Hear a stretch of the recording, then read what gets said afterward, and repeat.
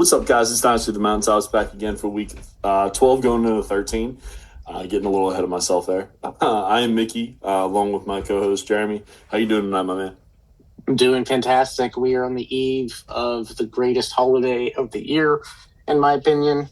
My favorite things to do is watch football and eat food. And what better holiday than Turkey Day? So I am in good spirits. How about yourself?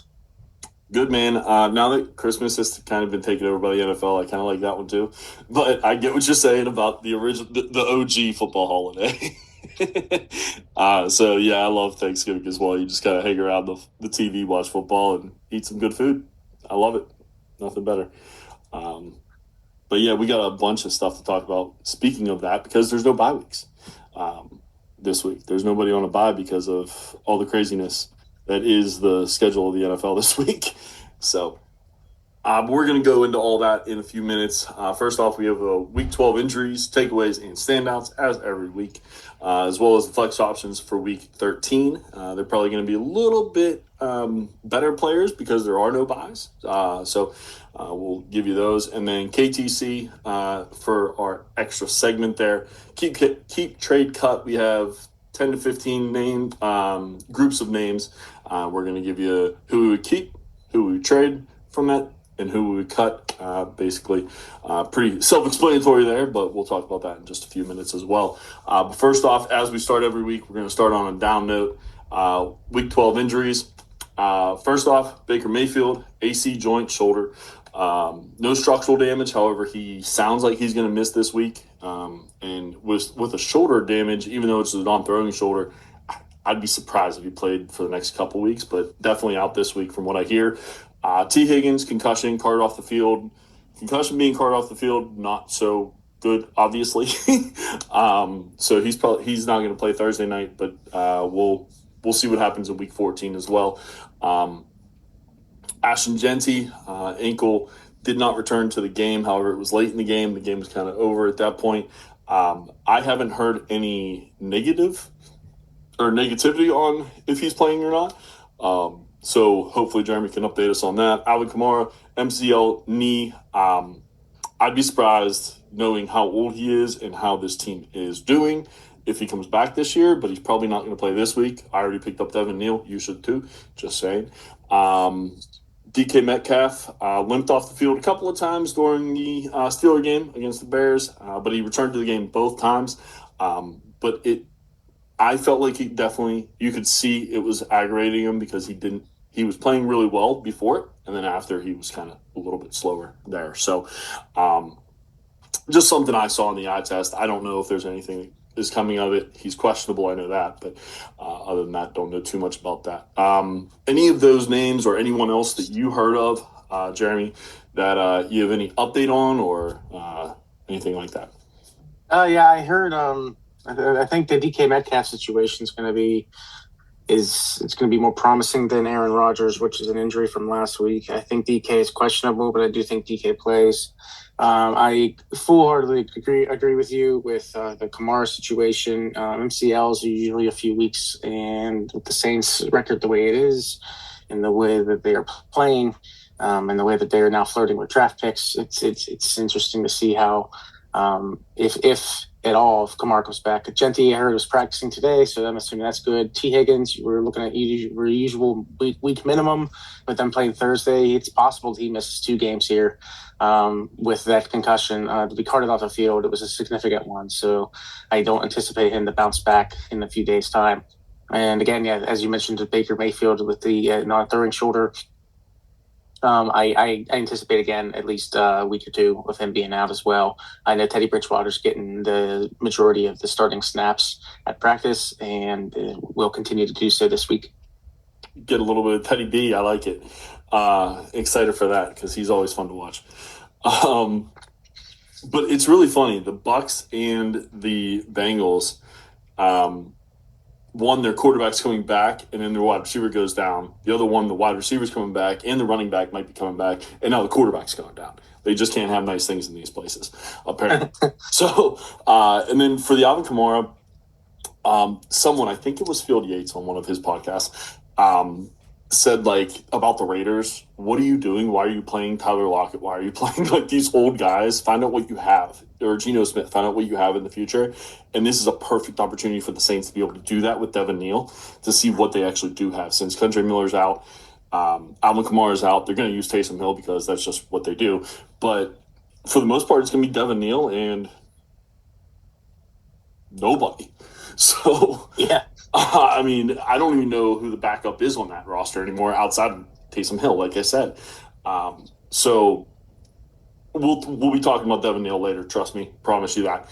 A little bit more in depth, but just my 2 cents, kind of like a small takeaway, I guess, of kind of how the injuries have happened and the older players who may not retire this year and might come back for next year, but why have them play when your team absolutely doesn't have anything to play for except for pride? Let your young guys get a chance. That's kind of what he was saying. So I just wanted to bring that to the attention as well. Well said, Nick. Well said. So thank you, Phil, for that. As far as updates, Joe Burrow set to return Thanksgiving versus the Ravens. Shedeur Sanders named the Browns starter. Okay, I'm going to give you a little bit of stats before we move on here.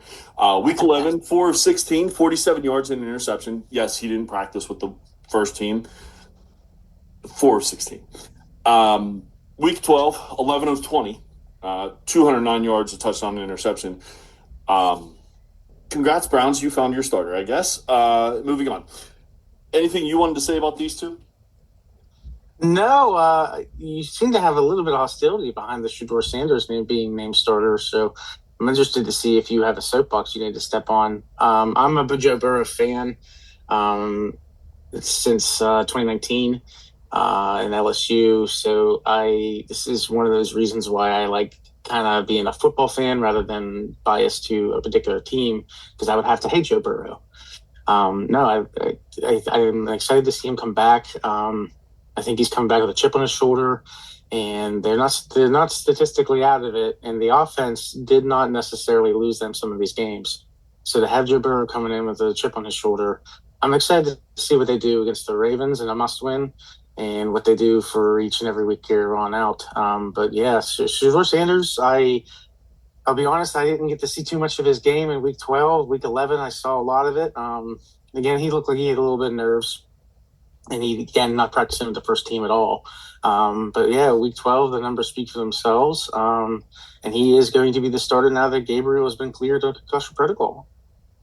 Yeah, we'll see what happens. I guess they have to give him a chance. I watched him in college. I watched him appreciate. Yeah, I just don't see it. So we'll see. I liked Gabriel. I didn't think he was too bad. Their offense is absolutely terrible anyway. With whoever's going to be the quarterback, even Flacco couldn't make this team work. So, and he does a pretty good job with whatever he's got dealt in the past. So we'll see what happens there. But to name him the starter after 15 for 36, pretty surprising. That's what I was thinking. So. That's all I was getting at. So we'll see what happens there. But yeah, those are the two updates that I saw. I believe Bucky's coming back this week. Yes, I heard the same. I heard Bucky's going to be in a similar practice regimen that Godwin had last week. That got Godwin back on full terms. Bucky was close last week, so I anticipate Bucky return this week. And I also heard Pacheco may be returning as well. I can confirm that Pacheco is going to be returning this week. He's going to play Thursday in the Thanksgiving game, so we'll be able to see him come back. What type of snaps count or shareage he's going to have is to be determined, but I do know he is suiting up and playing. It looks like CJ Stroud's at practice today, which is Wednesday, so that's cool. He might be coming back as well. And going back to the Chiefs, they signed Dameon Pierce to the practice squad, which I thought was kind of interesting.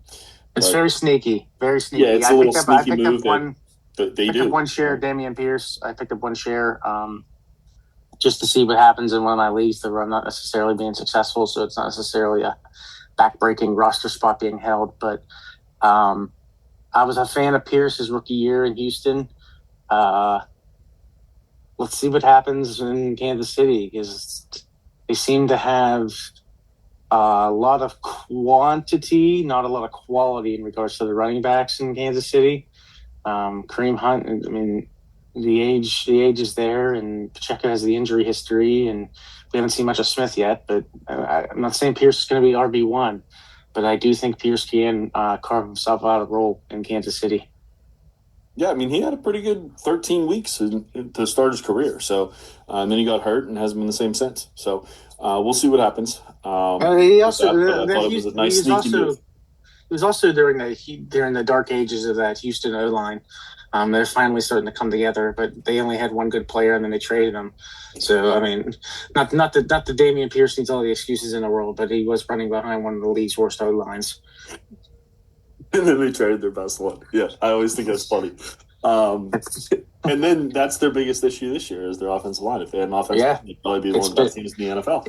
It's been an offensive line. It's been an issue for them for a few years. So that's why I'm excited to see Damian Pierce get a fresh start and a new opportunity. And let's see if it's him or let's see if it's the team.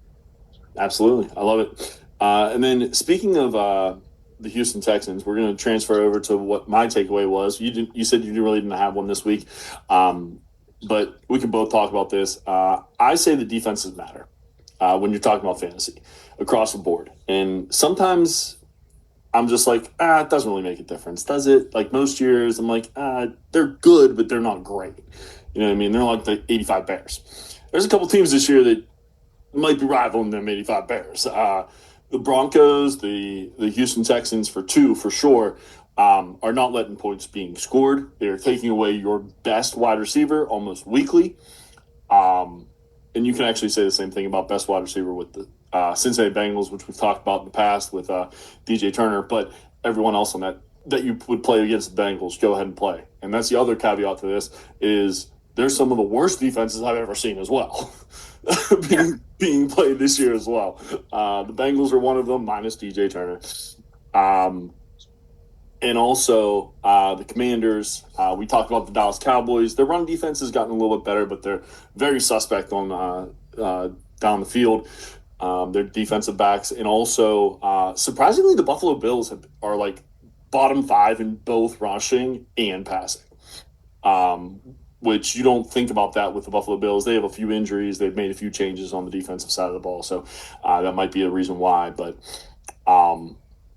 they're one of those teams that I'm kind of like, they can't play defense whatsoever. Like, they let up so many points almost weekly. So suffice it to say, the reason that I bring this up, and you can kind of speak to this a little bit as well if you want, this year, more than any other, I'm looking at the defenses who they're playing, and especially for flex options. If they're playing Denver, if they're playing Houston, I'm probably benching them. And this is running back or wide receiver, doesn't matter. And quarterback, for that matter. If I have 3 options at quarterback, especially in a super flex league, I'm going to look at that more heavily than I usually do in the past. And that's just because these defenses have been really good. And you can put the defense in there with the Cleveland Browns, but the offense plays so poorly that the defense gets tired, I feel like. They're always on the field. So they end up letting a lot more points than they probably should. But the defense is really good there as well. I kind of watched that team a little bit as well. So your thoughts on that, or do you think I'm just blowing smoke? No, I think you've nailed it. I don't think you're blowing smoke, and especially good kudos to Cleveland. You calling them out. It is an underrated defense because of how poor that offense is. We'll see if Shador kind of gets things going, but who knows? I mean, Myles Garrett could potentially hit the sack record this year. And I know he's close. I think he's like 6 away with 7 games, or 5 away with 6 games left, or something like that. I know he's close, so it's gonna be fun to watch that develop. But usually you have about 1 or 2 defenses step up each and every year that are a dominant force, and then you have a group of mediocre defenses. I feel this year there's a solid 4 or 5, if not 6. Nonchalant, and shout out to the Chicago Bears. If they could be healthy, I think they would be in the top 5 runnings. They definitely lead the league in turnovers. So, I mean, they have that working for them. But you have these defenses that have the trickle down effect, right? Like you mentioned, how you're taking into effect of what wide receivers you're playing, and what running backs and what quarterbacks, because there is that trickle down effect. Not many quarterbacks are defensive proof. Now, Dak Prescott's starting to show his true colors in regards to what he can do with the ball. If you have CV covered, he's obviously showing that George Pickens is a viable target. But not all quarterbacks have these two dominant wide receivers. So you were questioning playing some of these quarterbacks. You're questioning playing, say, a Bo Nix if Sutton's covered, because Franklin's so inconsistent.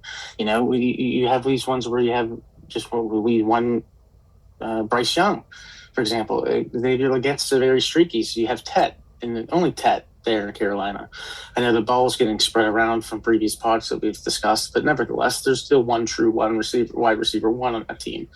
So you are having that trickle down effect. And long story short, a long-winded answer here for you. You do have that trickle down effect for these types of players. So great kudos call. I don't think it's blowing smoke at all. I do think into the reverse part of it, as you were mentioning with the worst defenses, it's an interesting stat that you mentioned about Buffalo. I didn't anticipate them to be bottom 5 in both. I could be a little bit off. I know they're bottom 10 in both. I thought they hit 5 recently, but they are rough. Even the eye test, you can see their defense is just not what it should be for a playoff team. And you brought up that the Chicago Bears have the most turnovers in the league. They do, but you know who's second? One of the worst defenses in football right now, the Steelers.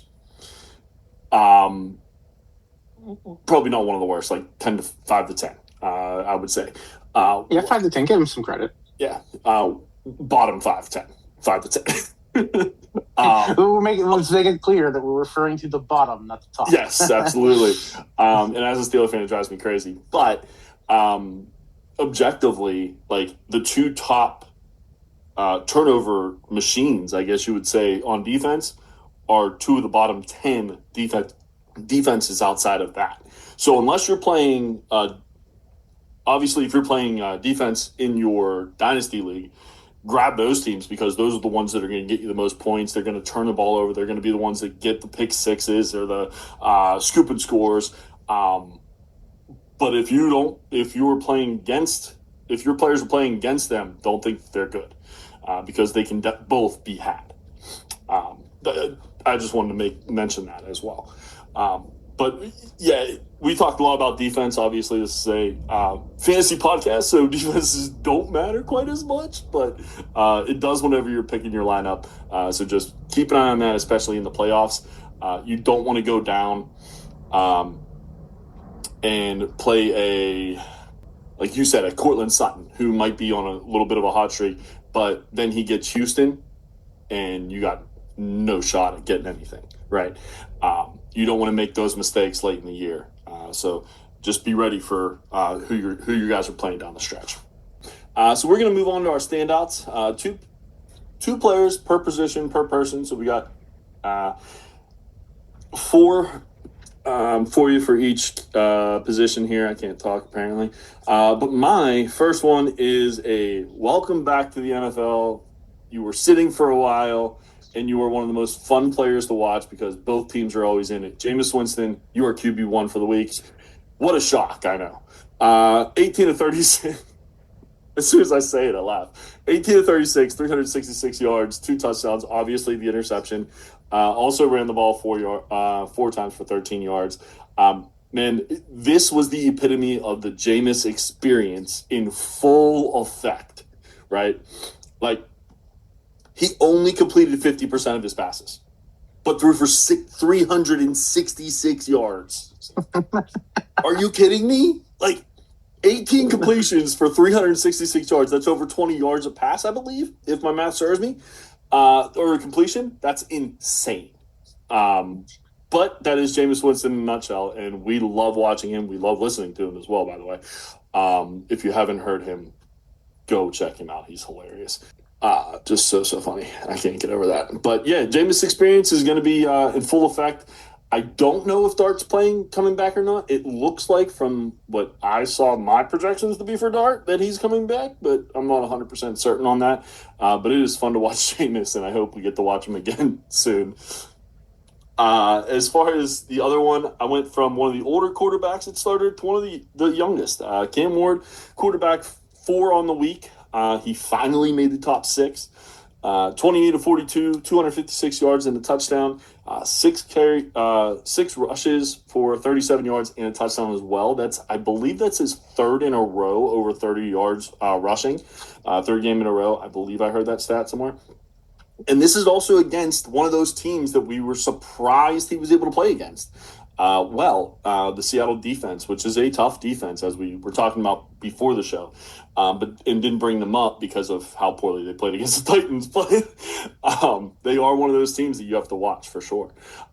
So Kim Ward had a great day. He's starting to kind of feel a little bit more ever since his offensive coordinator, head coach, was fired. He's starting to feel it a little bit more. That's an interesting concept. So we may talk about that a little bit more if he succeeds in the next coming weeks. But those are my 2 guys. 2 guys you never see in the top 10 or top 6 or anything like that. So we wanted to give him a shout out this week. I'm glad you did. I'm glad you gave a shout out to Cam Ward. He deserves to be on this definitely for the increased productivity that he is doing. And let's not downplay. Jameis got himself a touchdown as well. I don't know if that 2 touchdown stat line is involved in that, but let's give a shout out to that one. He got the passing touchdown. He had a receiving touchdown for about 28 yards. It was a beautiful run afterwards, shaking defenders and everything. So, as you mentioned, the Jameis experience is in full mode, and I am all in. Something else that is in full mode is Jalen Hurts' tushy pushies. Jalen Hurts ran for 2 touchdowns for 33 yards and 7 carries, and he also had a good passing day for 27. He went 27 for 39 for 289 yards and a passing touchdown. It was good to see these numbers because not only was it involving A.J. Brown, but all these numbers were the opening 3 drives. The majority of these numbers were the opening 3 drives. After the opening 3 drives, it was all Dallas, and they came back and actually ended up winning that game. But funny statistic there, the majority of their stats were those opening 3 drives. And it was also good to see A.J. Brown getting involved. As mentioned earlier, he was being very critical on the team, and there's been a lot of negative media involving A.J. Brown. So to see him eclipse 100 yards was nice to see for the first time this year. Next one I want to mention is, once again, my boy, Matthew Stafford. Matthew Stafford is going to fortify his MVP case by any given moment here. I see you making the signals. MVP, absolutely, man. The 34-7 win over the Tampa Bay Buccaneers Sunday night. He went 25 for 35 for 273 yards and 3 touchdowns. All of this was in the first half. The rest of it was milking the clock, and because the game was out of hand by halftime. He's accumulated over 2,500 yards and 27 touchdowns. Dude's on fire each and every week. He says he's a must-watch, and I wanted to call him out for that exact reason. No, absolutely. I am still an advocate for Drake May maybe making it to MVP. I do think he's a little young too, but to actually solidify it. But we've had second-year guys before. However, Matthew Stafford, it's kind of hard to argue at this point what he's doing in LA. They have the best team in football right now, from what I test, from stats, pretty much everything you want to say. They have the best team in football, it looks like. I think it's his to lose at this point, MVP wise. Jalen Hurts, he's my dude. I've always liked him since Alabama, 2 colleges later. Glad he finally got in this top 2, where he always seems to end up, no matter what, weekly, is in the top 5, top 10. Even if he has a poor game, because of the rushing ability, because of the tush push. So call out for that. I didn't realize that it was like in the first 3 drives they ran down the field and then they didn't score again. I didn't realize that. So thank you for bringing that to my attention. Highlight your Dallas defense. aspects that we were talking about earlier in the pod. They got themselves they're getting themselves together. They shut down Saquon Barkley and got their secondary under control after those first few drives, and the rest is history. Why don't we just transition to the running backs? The running back I wanted to mention was Christian McCaffrey. He had a great game against his former team. He played the Panthers Monday night. He racked up 142 total yards. 53 of that was receiving, 89 of that was rushing. So he had 7 catches out for the total yardage. He's showing that he's one of the best running backs to have in Dynasty. Excuse me, in fantasy as in general, in redraft and in Dynasty. Not to downplay your upcoming running back. But yeah, Christian McCaffrey definitely deserves to get re-mentioned, at least as a nominee for some type of MVP candidacy, because if you're going to be talking numbers of Jonathan Taylor, and MVP type numbers, Christian McCaffrey is right within the neck and neck, if not showing a little bit more of a well-rounded type player. Next one I wanted to mention was Chase Brown of the Cincinnati Bengals. He had 19 carries for 107 yards. It's the third time that he has eclipsed 100 yards in a row. He also had two catches for 23 yards. He had 130 scrimmage yards, which again is the highest he's had this season. And all things are pointing north because of what you've mentioned in regards to Joe Burrow returning. Anticipate even more production because of the way the teams are going to have to pattern themselves against Joe Burrow. Chase Brown going to have a lot more opportunity to increase these numbers. Yeah, I mean, for Chase Brown, I don't think it's any surprise that he had his best game whenever Jamar Chase was suspended and T. Higgins gets hurt. Obviously, those are the 1 and 2 option, and he's probably the number 3, so that makes a lot of sense. I think he had a really nice day. As far as Christian McCaffrey goes, I think he's leading the league in receptions, and I'm not talking about running backs only. I'm not. I know he's in the top 5. I believe he's leading the league in receptions, though. I believe you. I think absolutely you're right. Insane. Yeah, I think you're right. Which is absolutely insane, and I agree. He needs to be at least in the conversation for Offensive Player of the Year. There's a few players in that. I think he's probably third, but he needs to be in that conversation at least. And it's fun to see. Best player in fantasy this year, I would have to agree to a point. Best player in Dynasty, we're going to talk about him right now. Jahmyr Gibbs, running back 1. On day 15 of 15 carries, 219 yards. Yes, over 200 yards on 15 carries. 2 touchdowns, 11 receptions on 12 targets, caught 11 of 12 for 45 yards and another touchdown.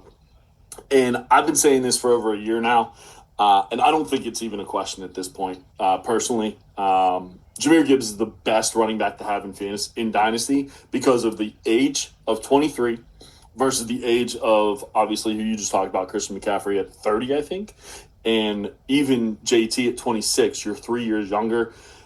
He was splitting back. He's been splitting backfields a little bit less recently with Montgomery, and he still is putting up the numbers that he put up last year and this year.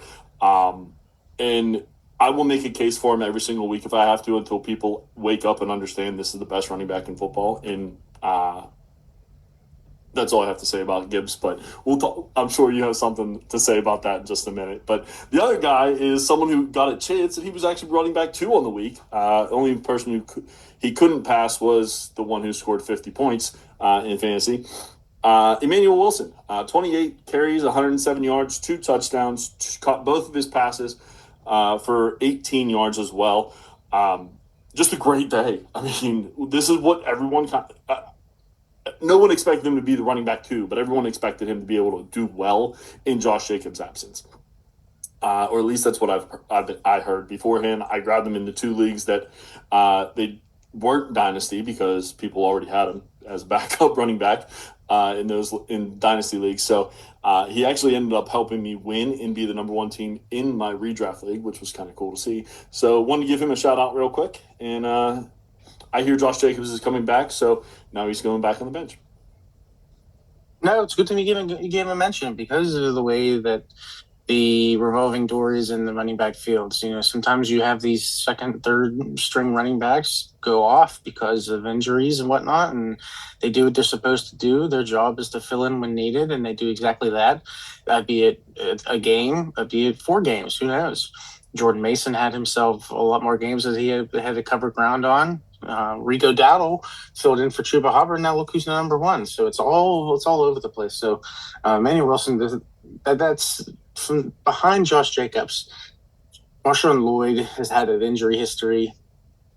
Emmanuel Wilson, obviously balled the way he did. So there isn't necessarily a RB2 definitive. So I think Emmanuel Wilson did exactly that.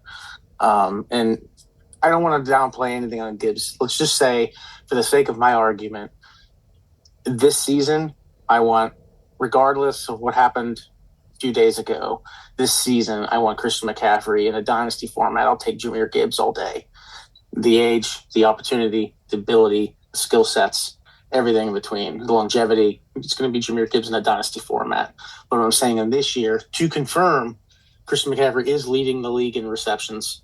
I did look that up. He is 9 over Puka Nacua. So you called that one out correctly. And I'm just saying, so this year, or we'll say in a redraft format, I want Christian McCaffrey this year. In a dynasty, I'll take Gibbs. Yeah, that's kind of where I'm getting at. Is he's at least in the conversation with McCaffrey and Taylor for this year, I think, and you can maybe throw A-Chain in there as well. But in Dynasty, I don't think it's close because of the age difference. That's kind of where I was getting at. So yeah, I agree with you. Christian's right there with him this year, but he's 30, so we do talk Dynasty. For wide receivers, I have a very fun question for you in just a second for this one. But your boy, George Pickens, wide receiver 4 on the week, caught all 9 of his passes or receptions, 146 yards and a touchdown. I don't like asking this question because I love CeeDee Lamb. I think because of the greatness of CeeDee Lamb is why Pickens is sort of eaten. But is he the number one? I think he's at least the number one temporarily, or at least he's first. So I think when the beginning of the season, and CeeDee and him jokingly like, well, there is no wide receiver 2. There's a 1A and 1B. I think that's definitely been cemented. CeeDee had some big drops, and it's not the first game he had some drops. George went 9 for 9 for 146 in the tutty. I mean, he's Mr. Consistency. He's fast as hell when he has the ball. It's a very good question. If you would have asked this question at the beginning of the year to me, I probably would have said the same answer because I was arrogant in regards to how George Pickens would be in Dallas. I was confident, let's put it that way. But nevertheless, he's definitely making a case for it to have it be each and every week questioned. Yeah, and the one thing I'll say to that, and this is how I'll kind of explain how good he's been this year. Obviously, I think he's top 5 in wide receiving fantasy points, but or fantasy points for wide receivers. But Steeler fans who wanted him gone because of his attitude last year are now yelling that we got rid of him because the attitude wouldn't matter if he was able to play as well as he did this year. So Steeler fans are wishing he was back here. The same people that I talked to in the offseason that were like, yeah, we need to get rid of him. I'm glad he's gone. So it's really funny to hear that. I just had to bring that up. And then the other guy I want to talk about real quick, John Mechie. I have been a fan of his since Alabama as well.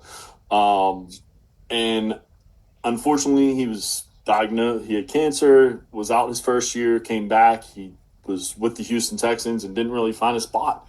They didn't really have an opening for him at that point. Wide receiver 12 on the week, so he didn't make the top 10 that I usually use, but a name you don't really see, but I think you're going to see it a little bit more often because the Jets have absolutely nobody outside of Wilson, and Wilson's on IR, or hurt at least. So he went 6 of 7 for 65 yards and a touchdown. Yeah, it was only 65 yards, but 6 catches, 7 targets. Did get in the end zone. I think he got in the end zone last week as well. So someone to keep an eye on at least. I think. If you have a chance to grab him in your league, if someone hasn't already. I love that you used Mechie. I got a personal connection to him due to his story of his diagnosis and such. So I'm glad to see him succeeding. Um, and I agree. I think he definitely has the opportunity to be wide receiver too. He did get a touchdown last week. He got one the week before. He looks like he's getting himself comfortable there. One wide receiver who I wanted to call out, who has no question who's the number one, is going to be Wan'Dale Robinson. I know Malik Neighbors is the number one, but Malik Neighbors has been out, and Malik Neighbors is going to be out for the rest of the year. Wan'Dale Robinson is slowly creeping up into some freakish type numbers that are underrated. No one's really talking about him. People, Wan'Dale Robinson's currently ninth in the NFL with 794 receiving yards. He has more receiving yards than, say, Devontae Smith, Chris Olave, Rome Odunze, T. Higgins, DK Metcalf. He has more catches than Drake London, Lyle McConkey, and Mika Buka. And he has more touchdowns than CeeDee Lamb, Justin Jefferson, and Brian Thomas. Like, he's having some insane numbers. He went 9 for 14 for 156 yards and a touchdown again this week. So he's showing that with either Jackson Dart or Jameis Winston, he can get the job done. The other wide receiver I wanted to call out was Amon-Ra St. Brown. I normally don't get an opportunity to talk about him much, so I wanted to give the opportunity when due. He led all pass catchers week 12 against the Giants. He held in 9 of his team-high 13 targets for 149 yards, and he had himself a touchdown. He continues to be the primary pass catch option for that offense that seems to be trying to find something outside of Jahmyr Gibbs in regards to consistency. We have Jameson Williams performed 2-3 weeks in a row and get an absolute goose egg last week. I'm not bitter about that. I might have lost my entire fantasy playoff performance because of it, but I'm not bitter. JMO, you beep. But nevertheless, it's a very inconsistent offense behind Jahmyr Gibbs, who is Mr. Consistency. So it's good to see Amon-Ra St. Brown continue to lead the way in the pass catchers. Yeah, as far as the Detroit Lions offense, I agree with you. I think like it's St. Brown and Gibbs eat almost every week. Maybe not to the tune of wide receiver 3 every week for St. Brown, but pretty much eat almost every week. And then there's one other guy, typically. Whether that's JMO, whether that's Monty, whether that's Laporta, who's now on IR, so that's not going to help, or even Tesla, who's kind of fallen off the radar for a while here. But usually it's those two, and then one other person for Detroit. But recently it's actually just been those two. So or JMO, one or the other when it comes to St. Brown. So it's nice to see that he's back on that top 5 radar there. As far as Wan'Dale Robinson, I do a little I don't rank them, but I use like a formula for myself, and this is kind of where he's at tier wise. McConkey, Devonta Smith, Troy Franklin is where he's been ranked recently. So that's like in the mid 20s to right around 30. So much better than I anticipated. Obviously, we thought that Neighbors was going to be around all year, but I think that also has something to do with the Jameis experience. Let's not lie about that. He had a heck of a day with Jameis Winston, excuse me, because Jameis Winston just throws the ball 20 yards a game, pass. It feels like so. But yeah, I'm glad you shouted out Wan'Dale Robinson as well. I can agree with those tiers in that tier selection that you provided as well. I can agree with that. At least presently, I like him in that tier with Devonta Smith and Lyle McConkey. So I'm okay with that.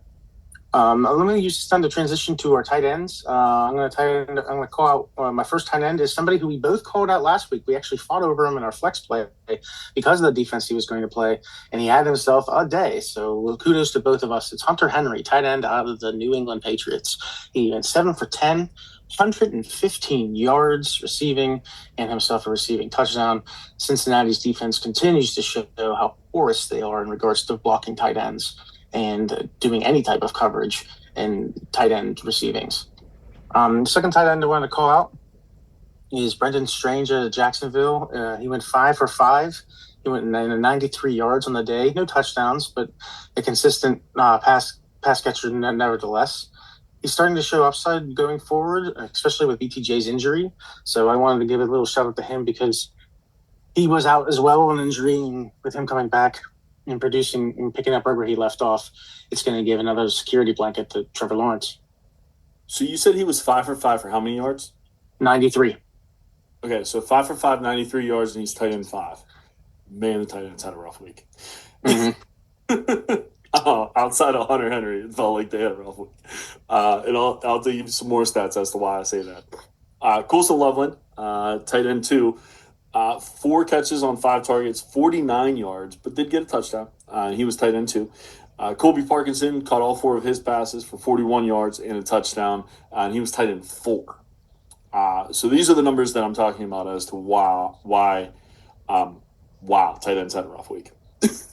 Outside of Hunter Henry again. And obviously I think Trey McBride was in there somewhere, but we can't talk about him every week. So, but yeah, I mean, it was a rough week for tight ends. That's kind of where I'm going to leave it. I don't have too much to talk about with Colson Loveland. He looked okay, but I didn't think he changed the game or anything like that.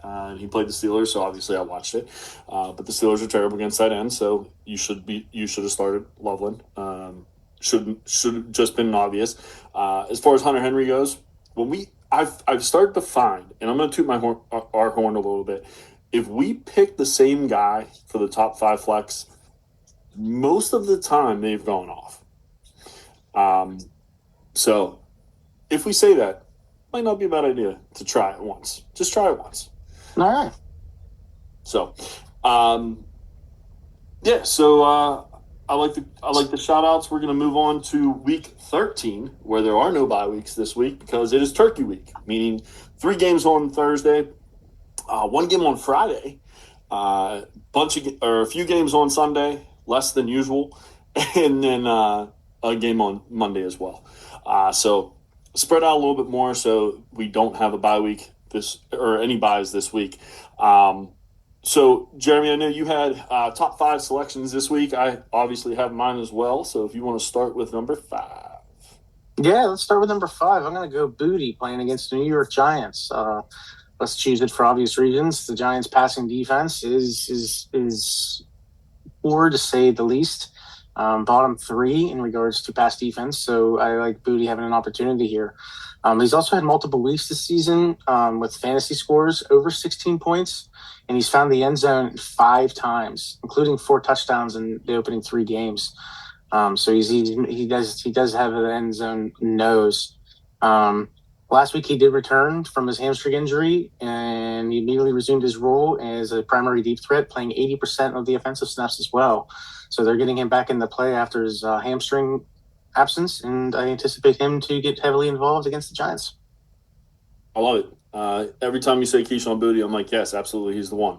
1B, because him and Diggs are kind of evened out a little bit. So yeah, I love the call out. For me, we're going to an oldie but a goodie from earlier in the season. Trey Tucker. He is playing the Chargers defense, which on paper, outside of receiving yards, looks like a really tough defense, but they're the 2nd most receiving yards allowed in the NFL. I was shocked when I saw that. So I wanted to bring that to your attention. 2,058 yards in receiving there. Trey Tucker's the deep guy. Trey Tucker's the one at this point. They're not giving back Jack Besh, who I thought was going to be the one by this point, many snaps. Obviously, Bowers is the actual number one receiving option. However, he uses a lot of the middle of the field. And Trey Tucker, that'll open him up for the going deep if Geno can throw it that far. So, hey, sorry, I'm honest.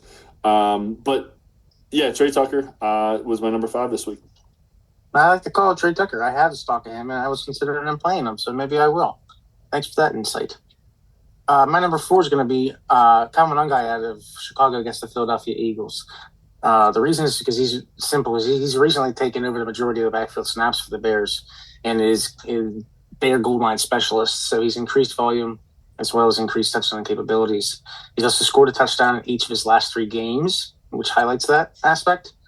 There's also like I said, the Eagles, and that they are have a the Eagles do have a talented defensive front. Their secondary is injured, so it's going to utilize that. The Bears may control the game on the ground, potentially trying to create more opportunities for Guy by having that secondary a little bit more banged up, trying to open up and spread out the ball in the field. I like the call. We saw kind of the changing of the guard last week. I feel like the Monunga's kind of the one, and Swift is the scat back two, or 1B, as you've been saying. We've been saying through this podcast. For me, number four, I went off the radar a little bit because he hasn't played much or well this year. However, Isaiah Likely's playing the Bengals defense. He is a tight end. Play your tight ends against the Bengals defense. I would say play both of them, to be honest with you. Mark Andrews as well. But I like Isaiah Likely because he's a little bit of a faster option, and they're allowing the most 20-plus yard receptions in 42, almost 4 a game is what that equates to.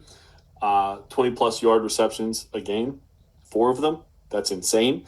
And also allowing the most receiving touchdowns in 26. He's good in the red zone. I know Andrews is really good in the red zone as well, so I kind of have them teamed here, but Andrews probably should be starting anyway.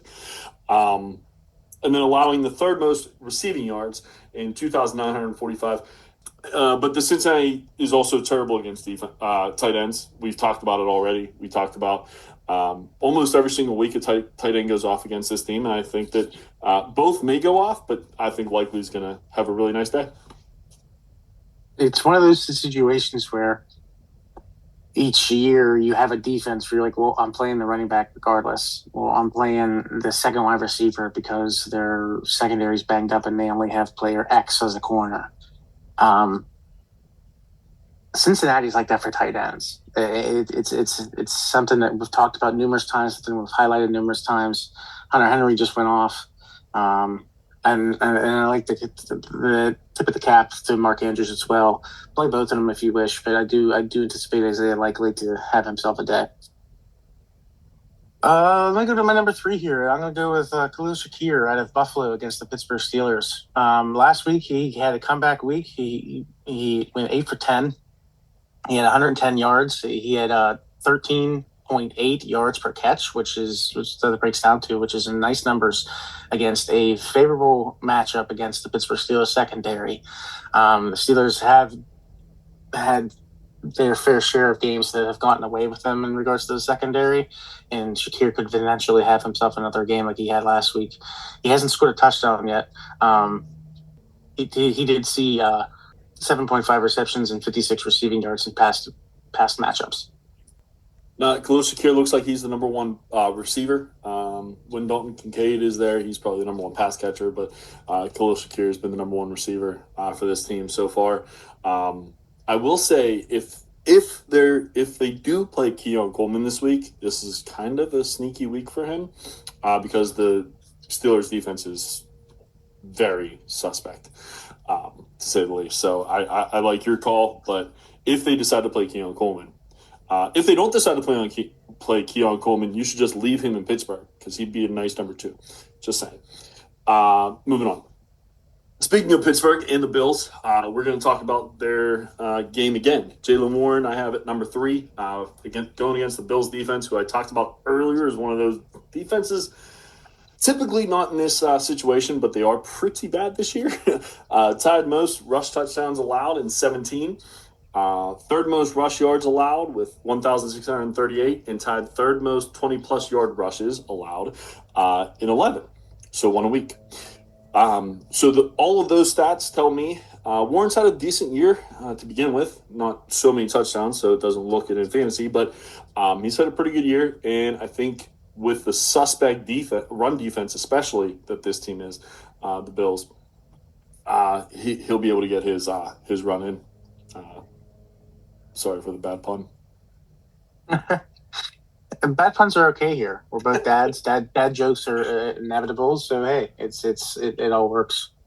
Something else I think is going to work is finally we're going to see Yoshivas against the Baltimore Ravens defense with Joe Burrow. He's stepping into a Bengals wide receiver 2 role due to T. Higgins' concussion that we talked about earlier. And I guess, as I mentioned, with Joe Burrow coming back, I think it's going to boost this entire offense. Yosef has won 5 games without T. Higgins, and last season he had 8 receptions for 72 yards and 3 touchdowns. So he is utilized as the wide receiver 2 in T. Higgins' absence. Baltimore's defense has allowed the 4th most schedule adjusted fantasy points per game to wide receivers. So I am going to put my money on Yosef getting himself a touchdown. I absolutely love this call, especially with Burrow coming back and Higgins going down. It makes 100% sense. He's the next man up, and usually he does well when one of those two are down with Burrow. So that'll work out. Troy Franklin for me from the Denver Broncos playing the Commanders defense. Again, we talked about this at the top of the show. Commanders defense are one of those defenses you play everybody against. 4th most 20-plus yard receptions allowed with 39. Tied 3rd most receiving touchdowns allowed at 22, and allowing the 5th most receiving yards in 2,908.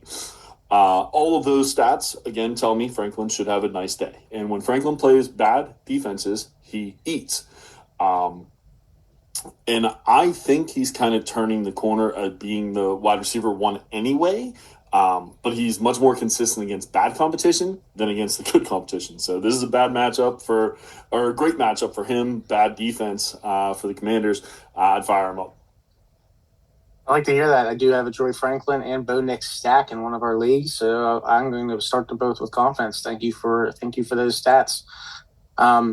The one I'm starting the most confidence in is my number 1 of the day, RJ Harvey, for the exact same reasons of why you just mentioned. They're playing the Washington Commanders.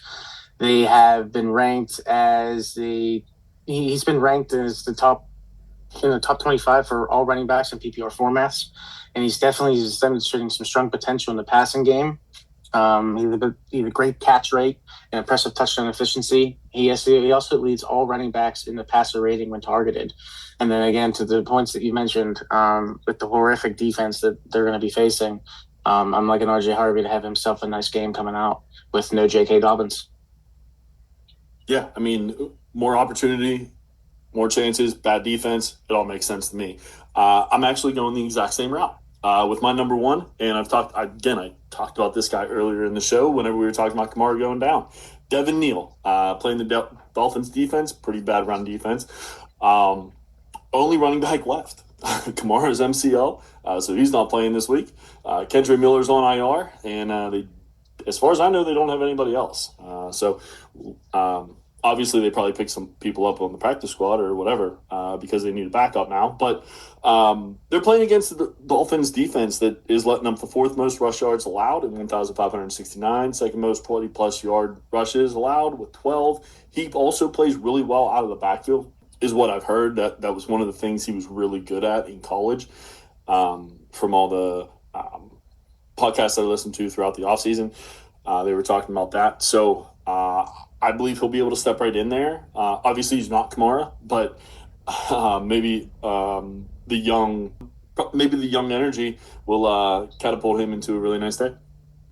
I too have a stock of Devin. I may have him in one of my leagues, only because I had Kamara.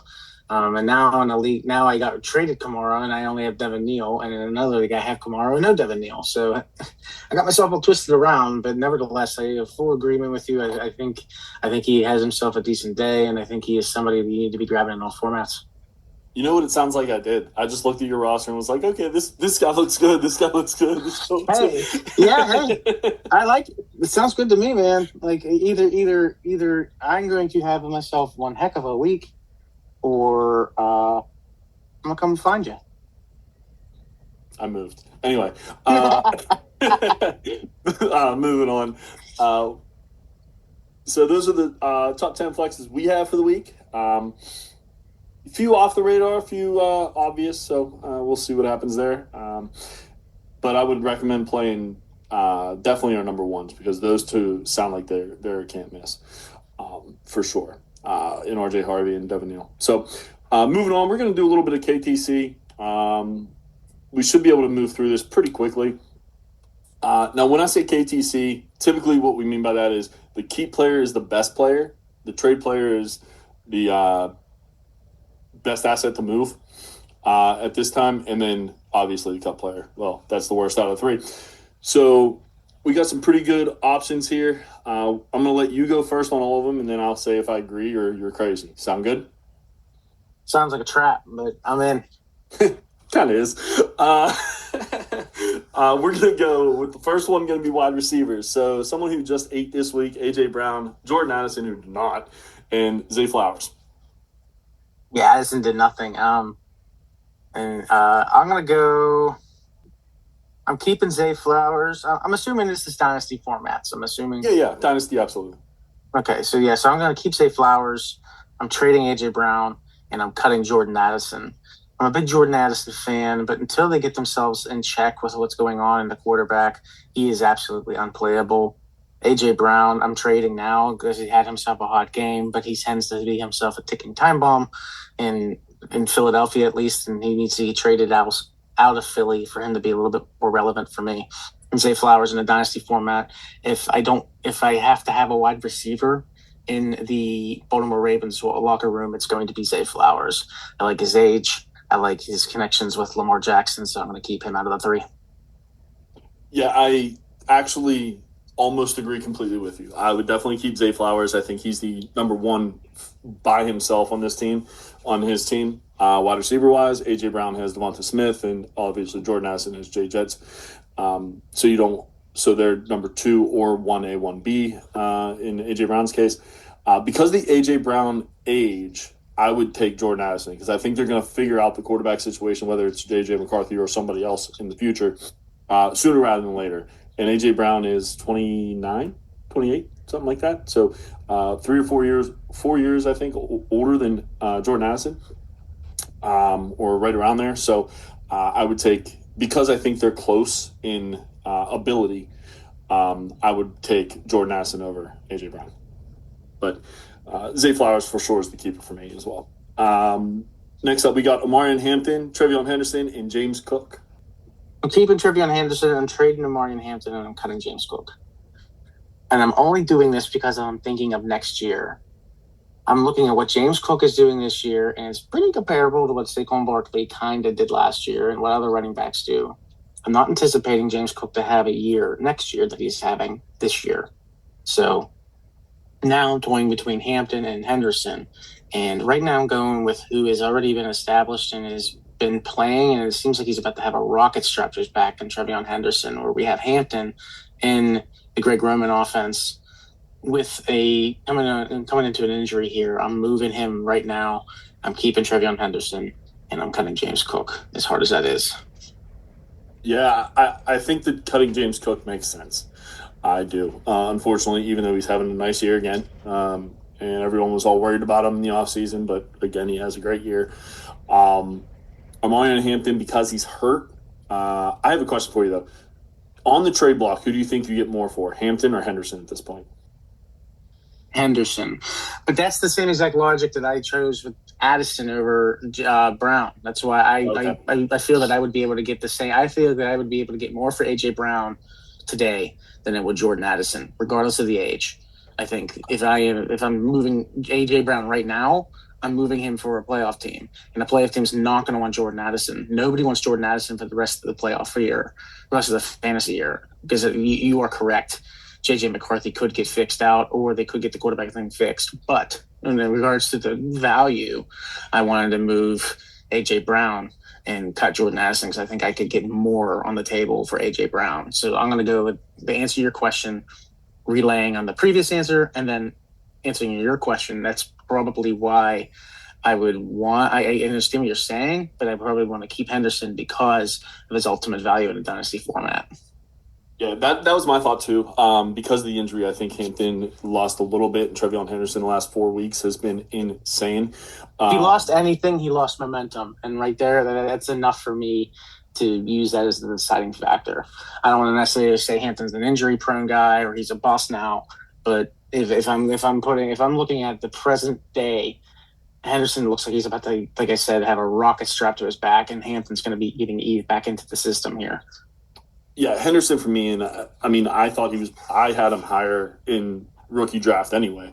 So obviously Henderson would be my keep, and Omarion Hampton would be a nice trade piece. because I do think he's still going to be good. It's just I wouldn't trade him right now, but he would be my trade. Justin Herbert, Jalen Hurts, Joe Burrow. This is a fun one. Killing me on this one, Smalls. Killing me. This is a good one. But I'm gonna go. See, it's tough here because I'm gonna continue with my current present day logic. I'm cutting Joe Burrow. I am trading Jalen Hurts, and I'm keeping Justin Herbert. We agree. If that's what we're doing. If we're going to continue with present day, present time, then I'll continue with that. These answers obviously would change.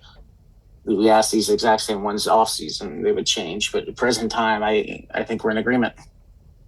So the way I look at this is one of these guys are not like the other two, which is Joe Burrow. When he's healthy, he's better than both of these guys. But the caveat is when he's healthy. The other two guys play a lot of games. Joe Burrow seems like he's the comeback player of the year every other year. And I don't dislike Joe Burrow. I think that him and Justin Herbert are similar enough where you don't lose too much with Herbert. And I'd be trading Jalen Hurts, even though I have Jalen Hurts on one of my rosters that I'm fighting for a championship. I have heard rumblings that the tush push is gone.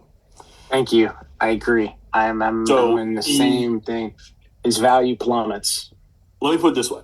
If in that league I have Justin Herbert and Jalen Hurts and somebody else, if I wasn't going for the championship this year, he would have been on the trade block 3 weeks into the season once I first heard about this.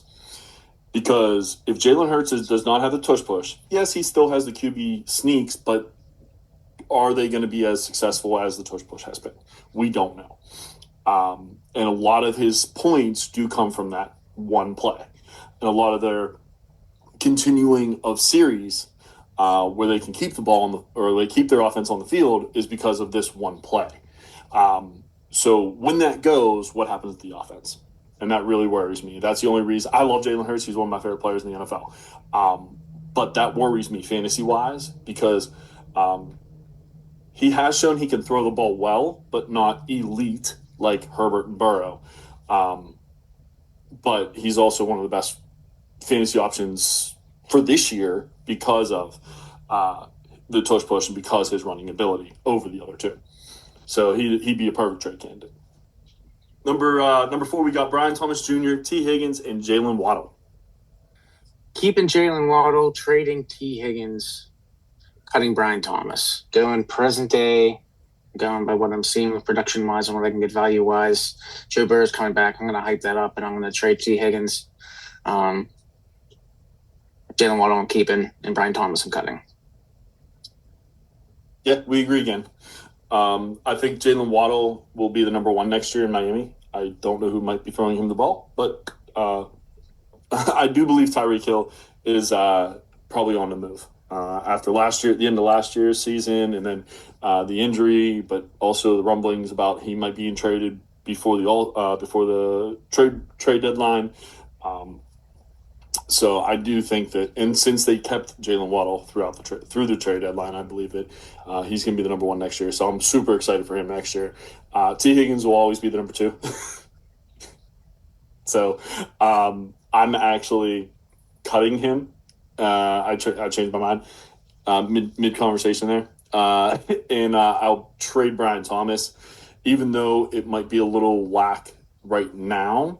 Because he's hurt and because of the season he's had, I do believe that people still have that faith in him, and I'm sure you're one of those people because you were a BTJ enthusiast last year. Yes, 100%. Yeah, I fully agree. So moving on, we have now this is like tight end to tight end. Let's go. This is a monster. This is this is so much fun to talk about right here. Brock Bowers, Trey McBride, Tyler Warren. Okay, I'm going present. By the way, before you say anything, you do not cut any of these players. Yes. However, for the game, go ahead. I think if that needs to be said, then yeah. All right. This one I thought about for a little bit, and again, we're going with present time. I am keeping Trey McBride. I am trading Tyler Warren, and I am cutting Brock Bowers. If there is one quarterback that I don't trust in the league more than J.J. McCarthy, it's Geno Smith. I think Brock Bowers is capped by his quarterback, and I don't see him overproducing on a consistent, stress-free basis over Trey McBride and Tyler Warren. I know Trey McBride's dealing with Jacoby Brissett. Trey McBride's production has exploded ever since Kyler Murray hit the bench. He almost had a touchdown a game.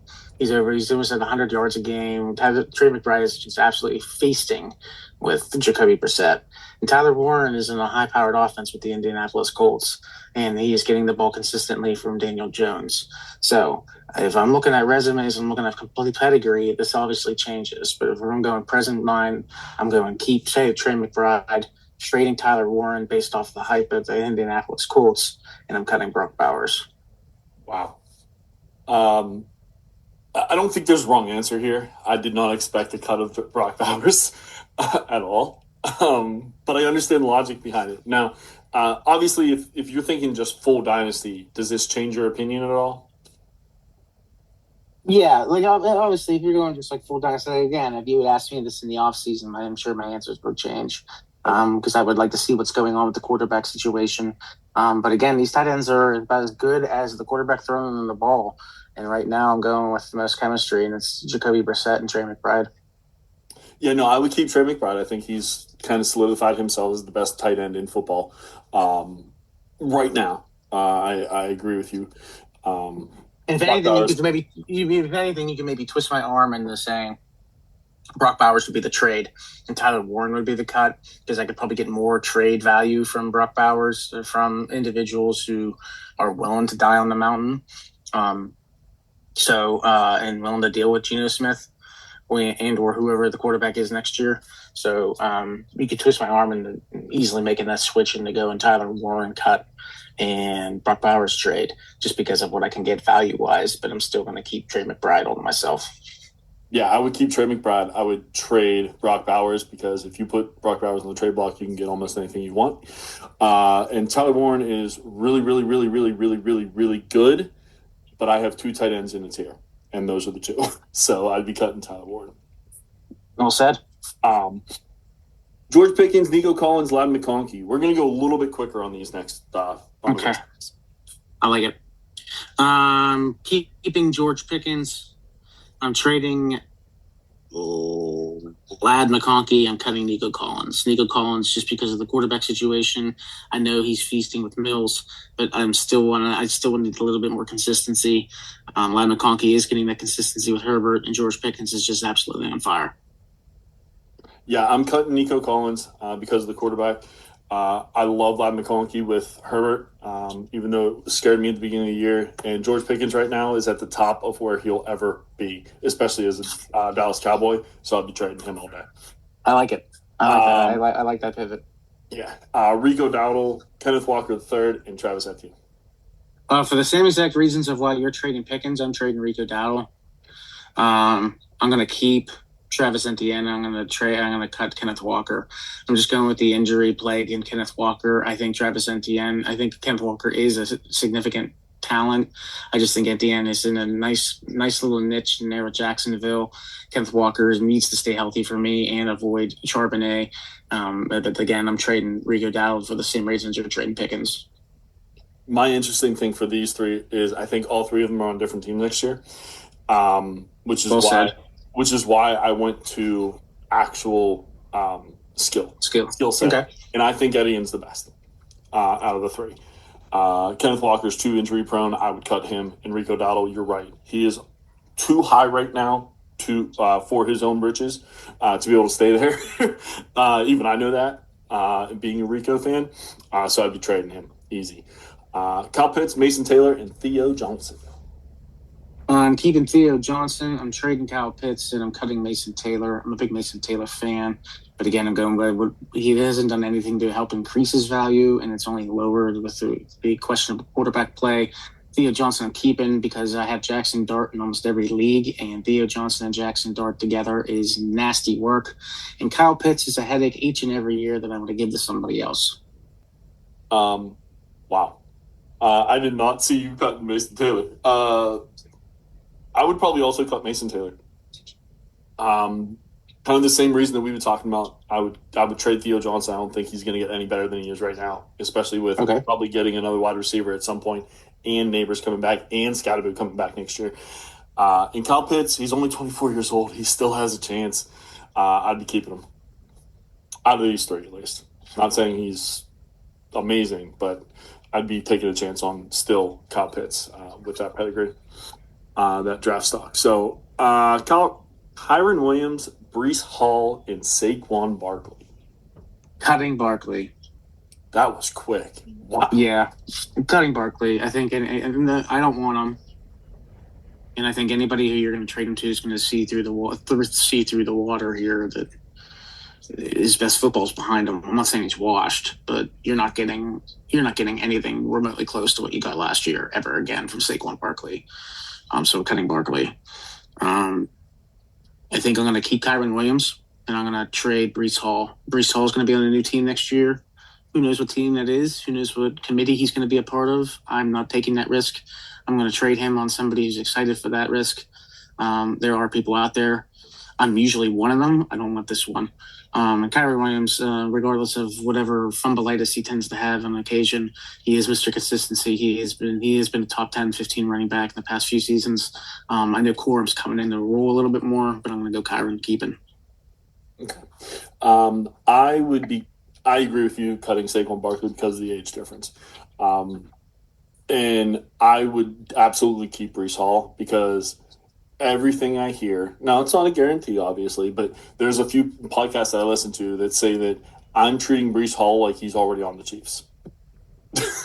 So if that's true, Breece Hall and the Chiefs is just money in the bank. So I would take that chance. And then Kyren Williams is always tradable. And we'll get you some assets in return. So that's the way I would look there. All right, so this is the hammer for the wide receivers. Amon-Ra St. Brown, Justin Jefferson, and CeeDee Lamb. Obviously, Justin Jefferson having a little bit down of a year, but this is a dynasty conversation. Dynasty conversation, I understand, but I'm going with present time. I'm keeping Amon-Ra St. Brown. I'm trading CeeDee Lamb, and I'm cutting Justin Jefferson. Yeah, I can't. Sorry. I think I can get more for CD just because of the offense that he's on. But I don't want CD as my prime wide receiver in these three sets because of George Pickens. Jefferson, again, I have not seen, and I am a big McCarthy fan. I have a few stocks of him. I have not seen a damn thing that McCarthy has done to show me any type of relevance of the Justin Jefferson, let alone Jordan Addison, be in this offense.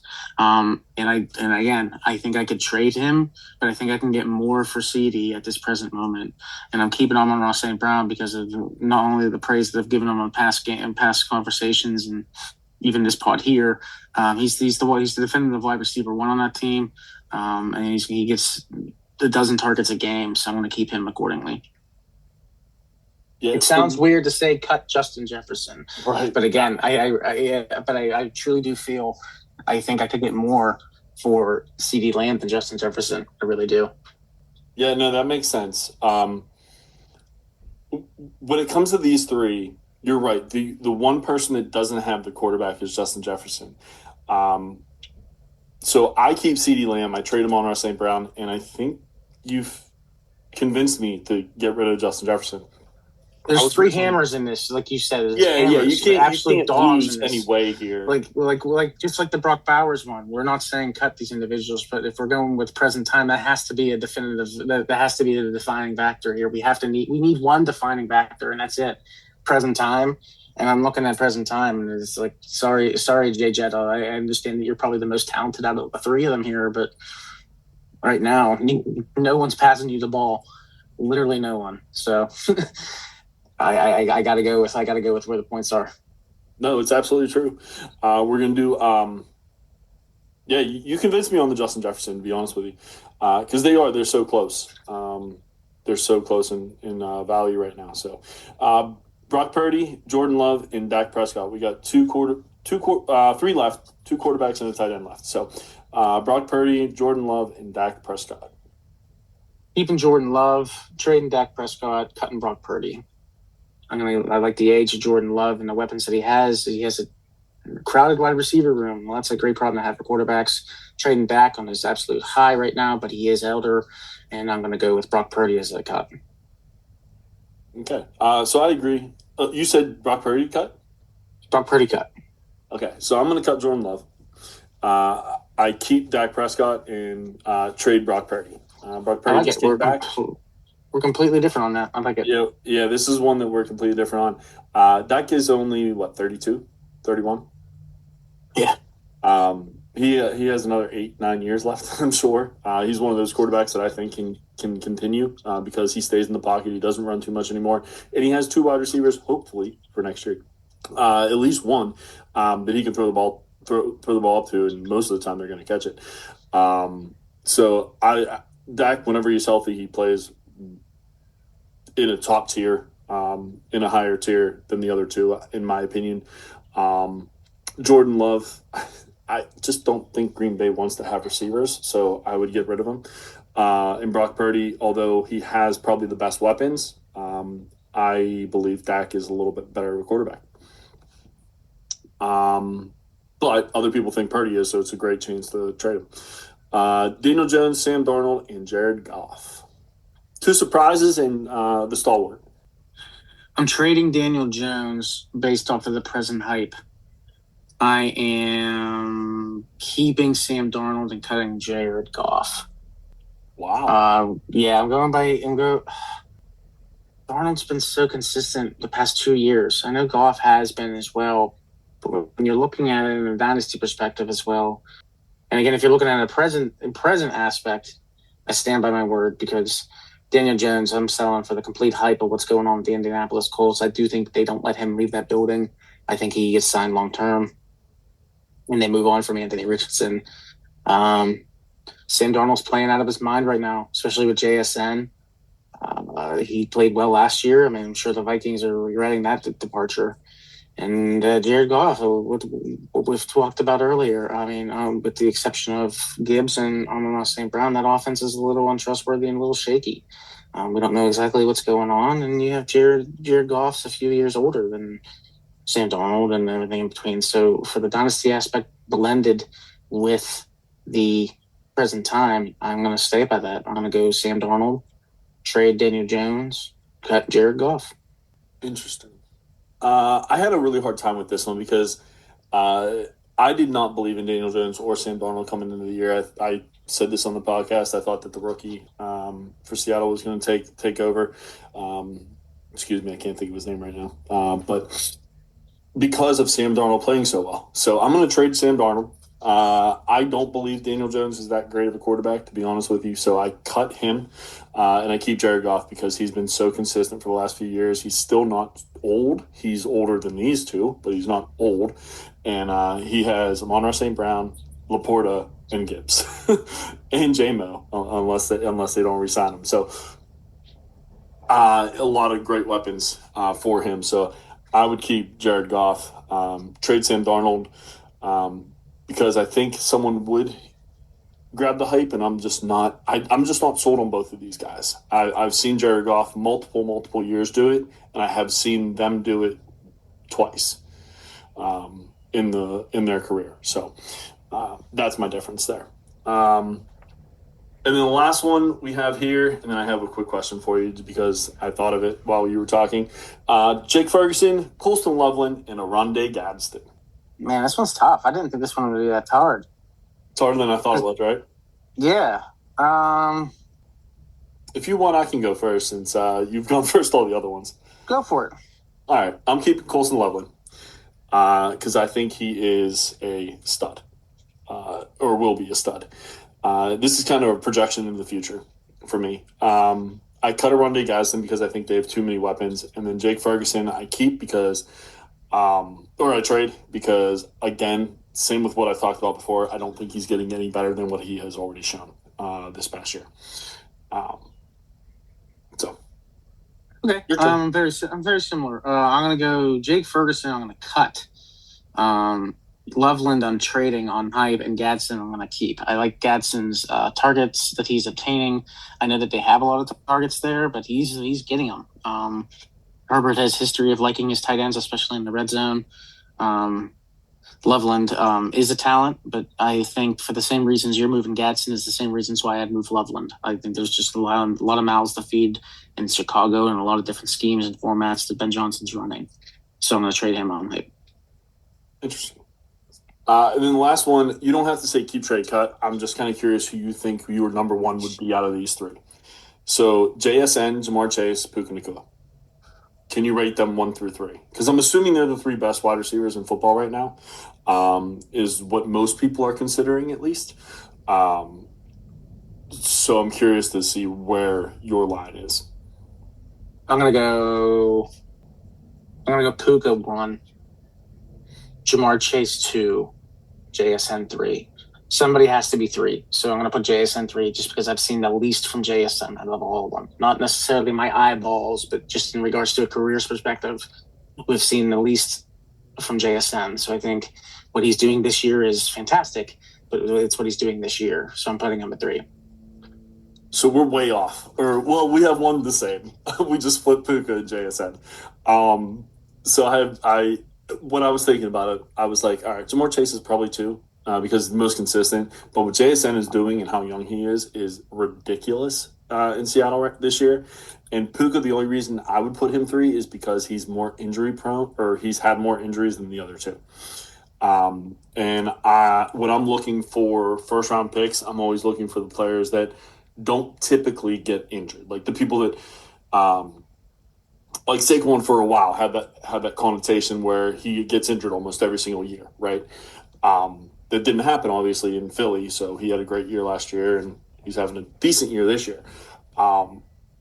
But when he was in New York, I always had that thought. Same with Christian McCaffrey, where every so often or every year or two, it seems like he gets hurt. Same with Joe Burrow, so that always comes into my mind when we're talking about best or most valuable, or however you want to say it that way. What JSN is doing, I think he's going to continue because there's no one else there in Seattle, so that kind of helps as well. And Jamar Chase, with Joe Burrow, I mean, he might be 1 now. With Joe Flacco, he'd be 2. But with Joe Burrow, he may be my number 1 by the end of this year because of what they can do together. So, but T. Higgins is probably the other factor in that because he's not going anywhere. Devontae Adams is probably leaving. So, but yeah, I mean, obviously, if you have 2 of those 3, you're probably winning the chip. Or close to it, unless you have horrible rest of your team. But those are probably the 3 best receivers, I would think. Is there anyone else you would put in that conversation? You can put Amon-Ra St. Brown, I believe. Okay. Amon-Ra. I mean, I always put CD and Jefferson in those conversations as well. well. CD and Jefferson as well. I think it's a solid loose top 5, 6. And I think when Neighbors gets healthy, he typically is, but this is a serious injury, so we're a little bit worried about that, I have a feeling. Yes. I would be very shocked if the Giants don't draft a wide receiver early in the draft. Well, I'm projecting that anyway, because they need a number 2, and Wandell typically is not what he's been doing this year. So someone more consistent than that. So, but yeah, I think this is fun to kind of take a look and see where these guys that are pretty close to each other, where we think they are and why we would make the trades or why we would cut them over the other 2, what we would keep them for, things like that. So it's always interesting to take a minute and check these out. I love doing this. So playing these little games every so often. Anything else you wanted to talk about before we head out? No, man, I think we can throw a bow on this. All right, sweet. So before I actually hit the full outro, remember there are Thanksgiving Day games, more than one. There's 3. So the Packers at the Lions, Chiefs at the Cowboys, and Bengals at the Ravens. There's also a Black Friday game, so make sure you're prepared for that one as well. Bears versus at the Eagles next week. we're going to talk about, okay, so you are probably missing the playoffs. Now what do you do? How do you get better for next year? What are you working towards, especially if you do not have a trade deadline? That's a big deal.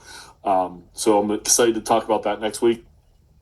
And as always, thanks for listening. Check us out on YouTube, Podbean, or Apple. Also, check us out at Blue Sky or X, our socials at dynastymttops, or email us at dynastymttops@gmail.com for any comments, show ideas, what your keep trade cuts from these options